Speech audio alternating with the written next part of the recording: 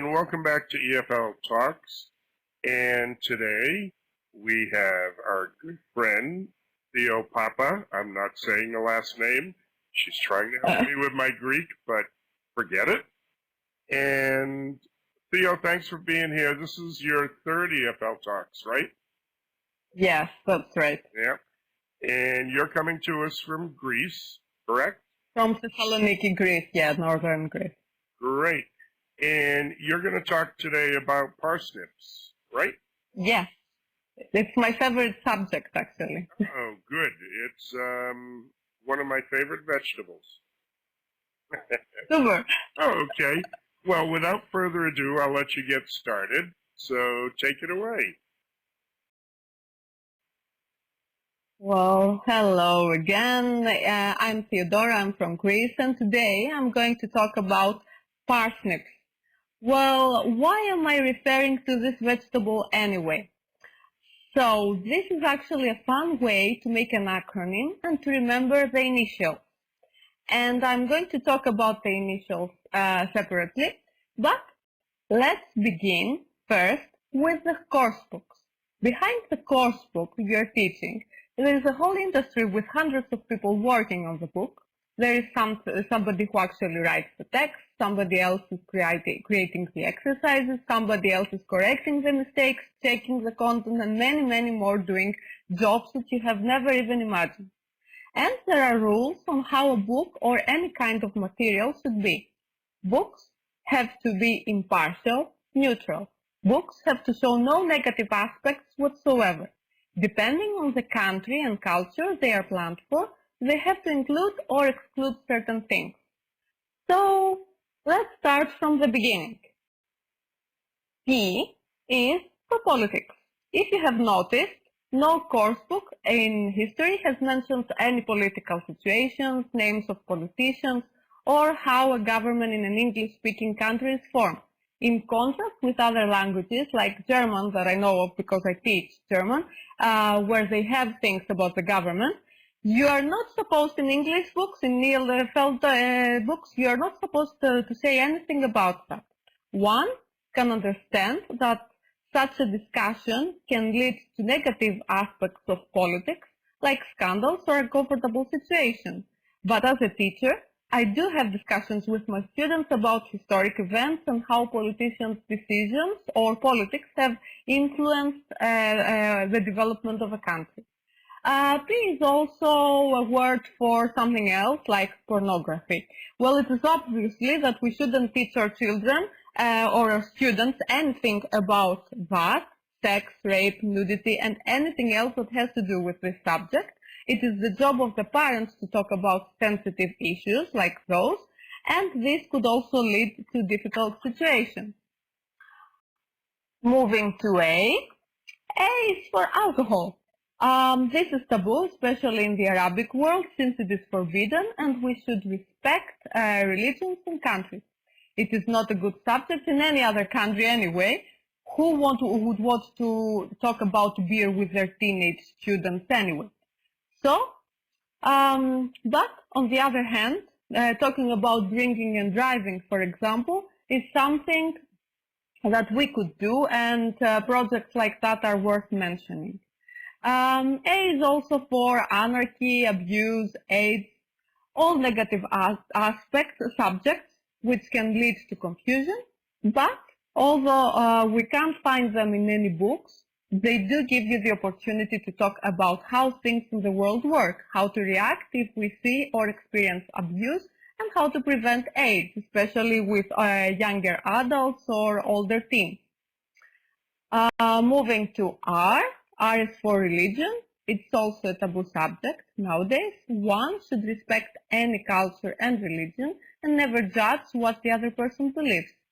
We are different and we should accept each other the way we are. Moving to S. S is for stereotypes. Well, this is a big discussion. What is considered a stereotype and what's not? Should we use pictures of women in the kitchen? Should all police officers be men? Should we say policeman or policewoman? Or should we just say police officer? Are there any male or female professions? On the other hand, in other countries, we are not supposed to show women working other than the kitchen. Boys are the ones who do sports, and dad is always in the living room watching TV. Culture and mentality. Don't forget that. Moving to N. N is for narcotics. Coming back to sex, drugs, and rock and roll. Negative role models. On the other hand, talking about the effects of drug abuse with teens and young adults could be a great opportunity to prevent difficult situations, but still it depends on the school and the parents. Names also is N, begins with N. This refers to course books only, of course, since authors are not allowed to use real names of people without having a permission. And also companies' names should not be mentioned since it can be considered advertisement. I is for isms. Well, what I mean by that? This includes all negative words like racism, anarchism, atheism, cannibalism, communism, hooliganism, and everything else you can think of. Still, if you have adult students, you could mention ways to avoid all these negative things, but again, it depends on the people. One thing is for sure, you will not find them in any book. Moving to the last P. P is for pork. Well, it is obvious for the Muslim world. It is forbidden. And we should respect that, of course. P is also for police states and punishments. I believe that it is not allowed in general to take pictures of police officers or soldiers in action, mostly for security reasons and also weapons. And moving to the last letter, science. Well, science is not forbidden, science itself, but subjects like altering nature, genetic research, etc. And to tell you the truth, I personally don't agree with that, since you can have wonderful discussions and debates on this subject. Moving to the end, you can find more information on the subject in the ELT chart summaries. I have the links over here. And also, Scott Thornbury has written a blog post, a very interesting blog post about it. Luke Meddix also has an article in The Guardian about parsnips. And last but not least, I have the collection of Phil Wade and some very interesting educators. They have created 2 collections with lessons with parsnips if you would like to try them out. So thank you very much. Here I am. I don't know how it lasted. I don't really know. Well, you did 8 minutes. That's perfect. Okay. And that you mentioned Phil Wade's collection, because as a matter of fact, I'm one of the wonderful educators of Parsnips too. Also, it's a secret. We are about 70% done with Parsnips 3. Wonderful. So I just did mine last week. I think we're waiting for 2 more, and Parsnips 3 will be available. Wonderful. It's really wonderful. I use these collections all the time, especially when I have university students. It's really great for discussion.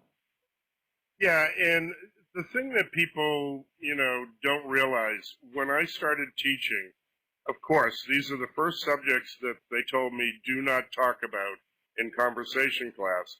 So what did I do? I talked about all of these subjects. Because when you think about it, if you're a language learner, this is something you do need to learn how to talk about. Of course, of course. We shy away from them, so... Yes, but great. You still can't find them in any course book, in any book. Right, and that's why Bill's book is great. Good. Well, thanks so much for being here again. As always, it was wonderful. Thank you for inviting me. And we'll see you here again on EFL Talks. Bye.